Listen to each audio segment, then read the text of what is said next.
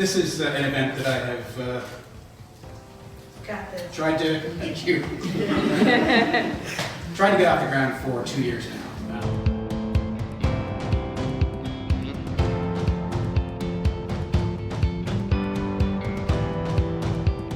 I really felt strongly that this was an event that needed to come to Simcoe County.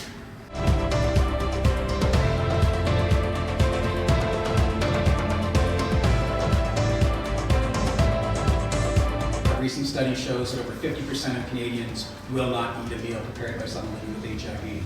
Absolutely ridiculous, antiquated fears that we need to smash, and we do that by educating people.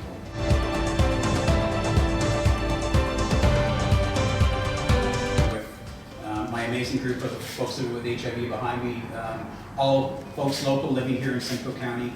I really hope we're able to do that, raise that awareness.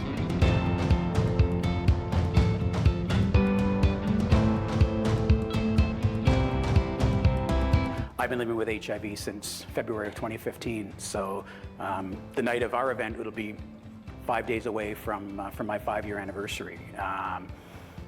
And as I've always said, I've considered myself an HIV baby, being diagnosed in 2015 at a time where there were medications available to allow me to get healthy very quickly and live a normal life without any of the worries associated with what an early diagnosis of HIV was for folks living in the late 80s, early 90s, before antiretroviral meds. And I felt, because of sort of that timing, I had an obligation and almost a calling to be able to talk about the fact that I am someone living with HIV and to normalize it.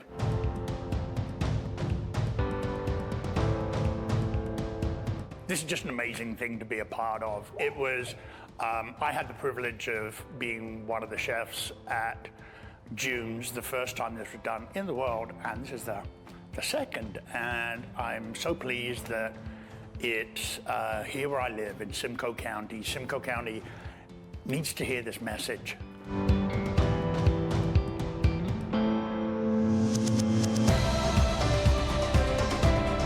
Cooking a meal with fellow HIV positive individuals, and then to share it with the community and have those conversations at that table, that we can smash stigma around HIV, and that it's important to have those conversations.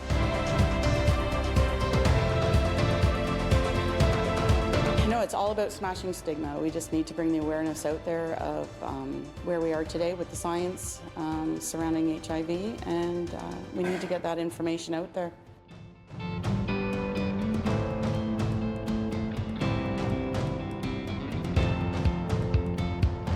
Be My HIV Valentine to me means taking on something that is important, that is taking on an advocacy, something that's affecting marginalized individuals that I feel are, for me, some of the greatest work that I'm doing in my life.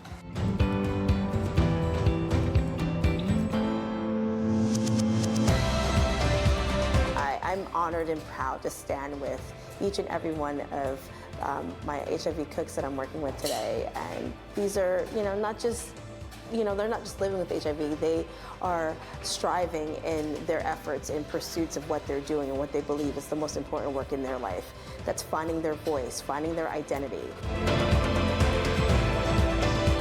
Again, the idea of being able to share the truth and educate folks around what it means to live with HIV and the fact what it means to be undetectable or have a suppressed viral load goes a long way to helping dismantle that stigma, as well as an event like this. Be My HIV Valentine is a great way to combine that message of smashing stigma around the message of love, because that's what ultimately we're all searching for.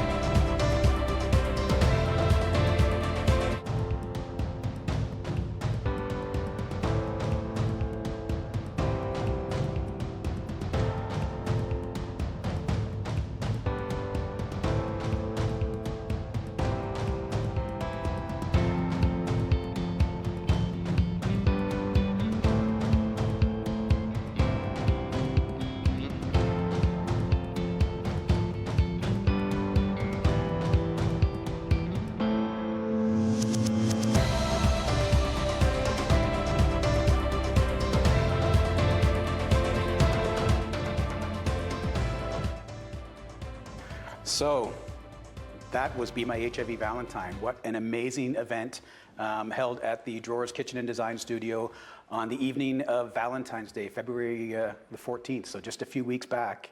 And I am privileged again to have as my guest this evening those three individuals living with HIV in Simcoe County who joined me as chefs for the evening, trained by the wonderful Suzanne Barr, who you saw in the opening video as well. So please welcome to the show, Guy, Carla, and Kelly. Welcome back. Thank you. So, Be My HIV Valentine has now come and gone. I don't know about the three of you, but for me, it still feels like an out-of-body experience for me when I look at the video that we just showed, and when I think back to the evening. It's sort of like I'm watching everything from afar, and it's funny looking back and seeing some of the pictures and the video that have been released around the event, and not really being. I mean, we were so much in the moment that, for me anyway, I didn't really feel like I experienced it. So watching the video and seeing the pictures again that have come out, it's like, oh, a different perspective. So I'm going to start with you, Kelly. Tell me a little bit about how you felt the evening went and just your overall impression of Be My HIV Valentine. Yeah, I thought it went really, really well. It was very busy, and again, the same thing like you just said. Like, it just felt like you were just there. Like, there was no one saying anything like wrong or saying anything like against being there. It was just an experience that was just amazing, and I was so happy to be a part of it. Yeah, we're certainly happy to have you as a part of it. I know for you especially, it was a major step for you in disclosing your status so openly and publicly for the first time too. So I commend you for that and can congratulate you for your courage in doing that. I think it was wonderful, and that for me really put the emphasis on the event as well. Having someone like you who, after being diagnosed 35 years ago and just now feeling comfortable enough to disclose that status publicly, that's a huge step. And I'm not saying that anyone ever has to take that step. It's a very personal decision to make, but I think your willingness to do that around this event really helped to put the exclamation point on what we were trying to accomplish in smashing stigma. I think you've made huge strides in that, and it's going to help a ton of folks within our community. So yeah, it's been a long road coming, and it's just the timing was perfect, and to do the event surrounded by my friends and colleagues is just amazing. Yeah, it was a lot of fun. It was. Carla, what were your thoughts on Be My HIV Valentine? Okay, that's enough. Is Chef Kidding. Oh, we all know that. We love you dearly, but I like to clean. That worked out well. Dishes, all that. But it was a fantastic event. Absolutely. Like you said, it just felt surreal. There was zero stigma, so it was almost just like another day of not cooking, just cleaning. No, it was a spectacular evening. Yeah, fun had by all. And yeah, I definitely wanted to point out that your disclosure of your status was just a perfect timing, absolutely perfect. It was exactly what it was there for. Yeah. Well, and the whole point of doing this was obviously to address stigma around folks living with HIV preparing a meal, and this is something that was sort of born out of Casey House's June's Eatery event back in 2017, and June's Eatery is happening again. By the time this show airs, actually, June's Eatery will be done for 2020, and Guy, who was part of the original June's Eatery in Toronto for Casey House, and where we actually met for the first time, and having you on board for this project, and Guy, like myself, are also part of the new rendition of June's that's happening this week. Tell me a little bit about your thoughts around this local event and how you compare that to June's, and why you think it's important that we had this sort of event here in Simcoe County. Well, what I really enjoyed about the event was the atmosphere and the interaction. There was such a wide cross-section of people, and they were all engaged, and they all seemed to be having a great time. And what I really liked about what we did here was the setup at Drawers. We were right there cooking in front of them, and it was a very closed-in space. It was very informal, and as I said, the atmosphere was just great. Everybody was engaged. Everybody seemed to really like the food, and went down very well. Suzanne did an amazing job. She was great fun to work with and to learn from, and I think it was a pretty good rendition compared to June's. I mean, it's I wouldn't have thought Simcoe County would be up there in doing an event as out there as this, as bold and innovative as what June's was in its first iteration. But hats off to you, my friend, for driving this. I think it's HIV shouldn't be on the back burner. It's something that people should learn about and know about, because what's driving stigma is fear and ignorance, and all it takes is a little bit of education and communication, and we can get over that hump. And unfortunately, it's prevalent in our community, the LGBT community, as much as it is in the general population. So everybody needs to just take a moment to find out the facts and to learn, and we can overcome this. Yeah. And this was a great step to doing that. Yeah, I couldn't agree more. I think that's the biggest hurdle that we have around HIV today, is the stigma, and the fact that when people think of HIV, they think of it in terms of the early days of the epidemic, and that lack of knowledge that was around the disease back then is still prevalent today, because unfortunately the information hasn't kept up to the science, and we don't have the awareness campaigns that we had back in the early days of the epidemic, where protect yourself, protect yourself. We don't have that same urgency in getting the important information out there that HIV is a manageable chronic illness now. That's not to say that there aren't, folks that can't get to that manageable level, and that's one of the things that we wanted to talk about in doing Be My HIValen+ine as well, was that access to treatment piece, and the fact that while yes, we are all living with this illness and have reached an undetectable viral load and can't transmit the virus, there are still thousands of folks, probably millions across the world, living with HIV that, number one, don't know it, and number two, those that don't have access to care and treatment. And that's really where we need to focus our attention on now, making sure that now that we have the tools to end the epidemic, we need to make sure that there's access to those tools for everyone. So that's sort of my next project. I've got the wheels turning on an awareness campaign that I want to talk to our wonderful sponsors, Vive Healthcare, who helped us pay for this event, and maybe launch a campaign that I may tap each of you on the shoulder to join me for as well. But I do want to make sure that we talk about not only Suzanne and True Diner, Suzanne Barr, who was our celebrity chef that trained each of us, tried to train Carla, but that was probably the most fun for me, watching you try to cook. That was wonderful.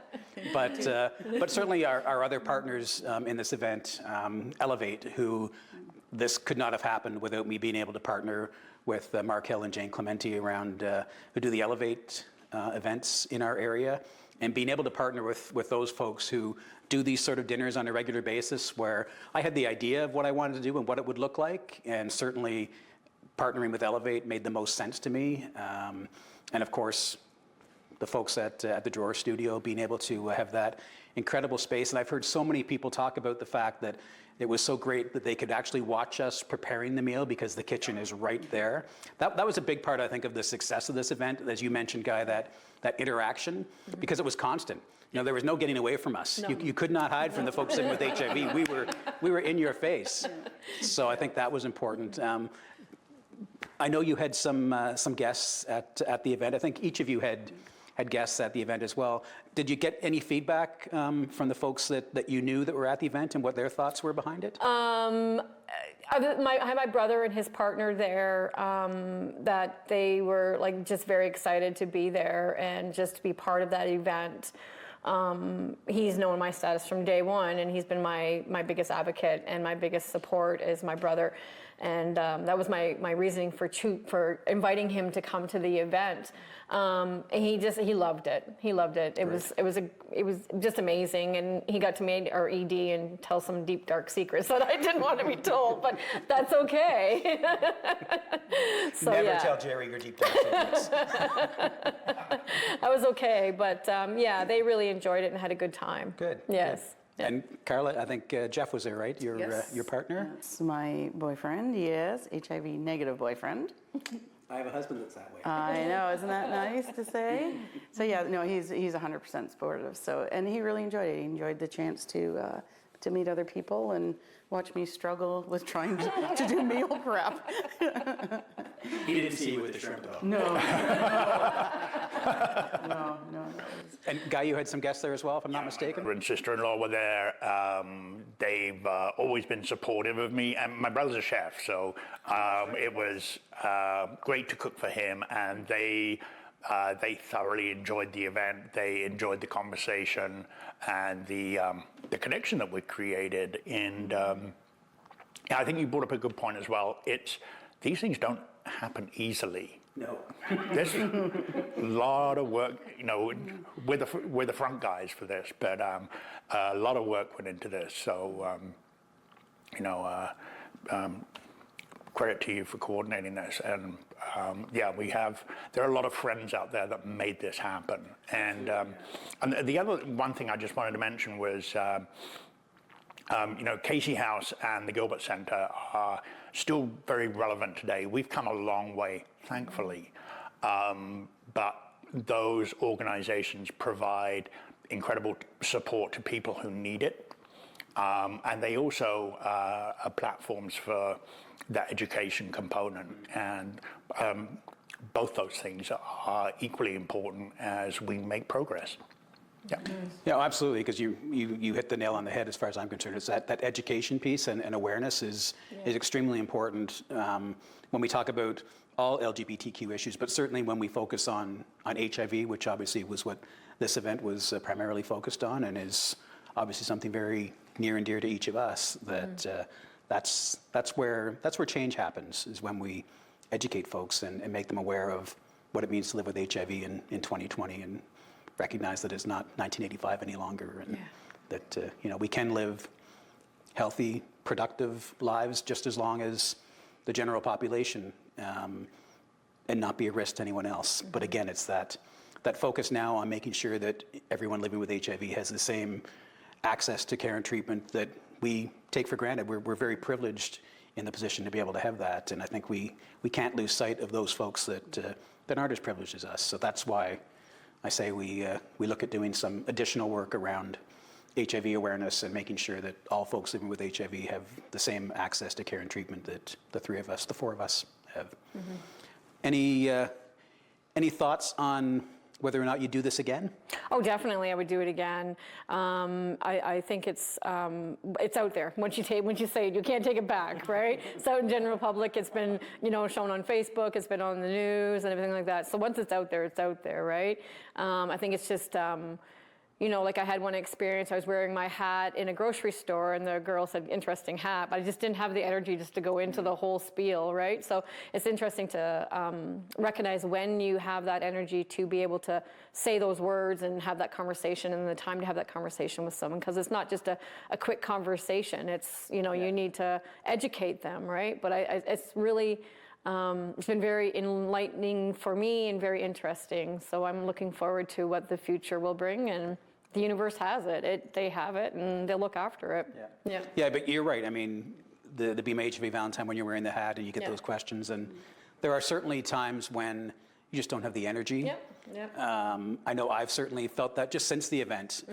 I've had, I don't know whether it's just coming down from the event or just all of the work that went into getting this event out the ground. I mean, I've been trying to get this going for 2 years.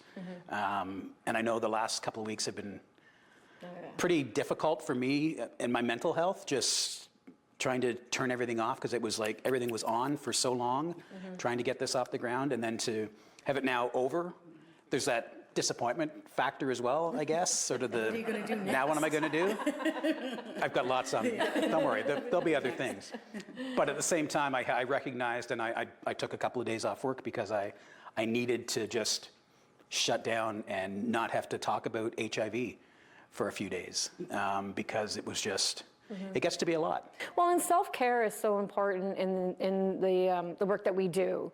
Because we deal with like a lot of clients and stuff, but we need our own self-care, and shutting down for a couple of days, that is great. If that's what you need to take it. Yeah, because we had this event, and then just after the event, we had a workshop in Toronto that we were at for a weekend, and you're right, and work in general, just so I needed to just, it was affecting me not only mentally but physically. I was not feeling well, so I was like, okay, we got to turn it all off right now. Carla, what about, same question to you, was this something that you would consider doing again? And Absolutely. Like I said, it's all about smashing the stigma. That's the biggest hurdle for me, was the stigma. And now my goal is the whole access to meds, because that's, you lay the basis with U equals U, the undetectable equals untransmittable. We have that great basis, which we need to still keep talking about and getting it out there. But the next is the people that know it. I think that gives that encouragement to get tested, get a diagnosis, and get on your meds. So now we just need that easier access to medication, absolutely. yeah, and I think you're right. Yeah, U equals U is the perfect argument for public health, and to acknowledge that the science is there to really end this epidemic. But it's the political will to make sure that, as you point out, the access to treatment and care is there for all folks living with HIV, and getting that message out there to help dismantle the stigma, because it's that stigma that keeps people from being tested.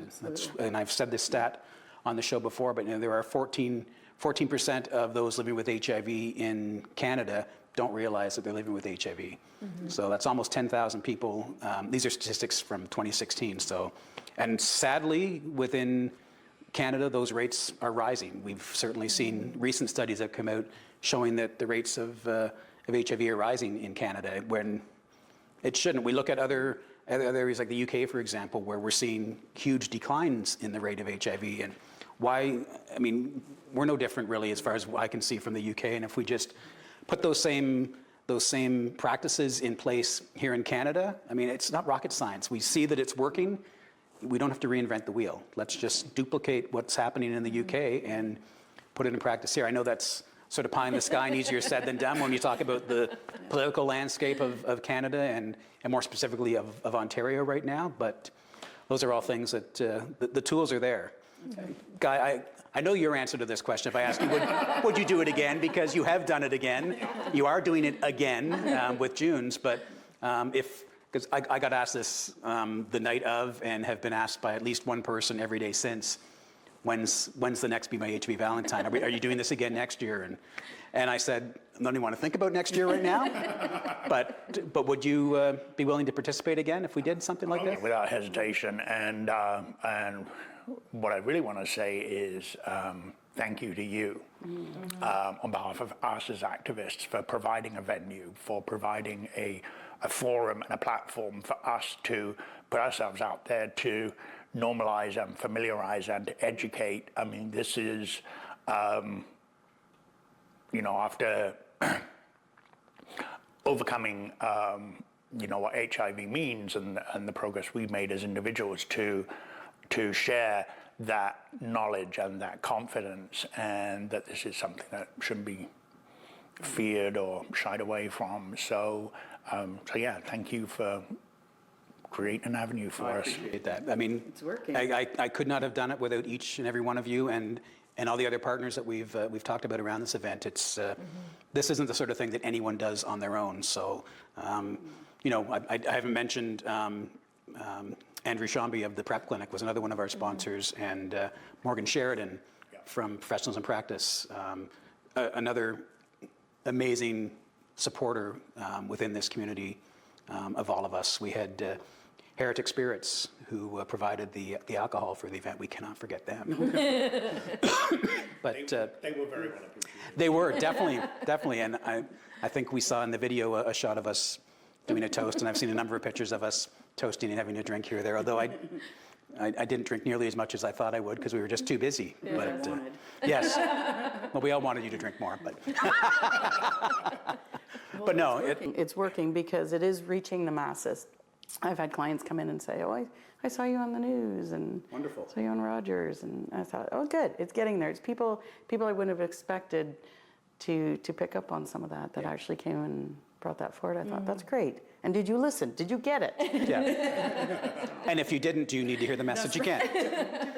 Yeah, yeah. Well, I know you've always talked about wanting to get a bus ad out and putting it on the buses and billboards and yeah.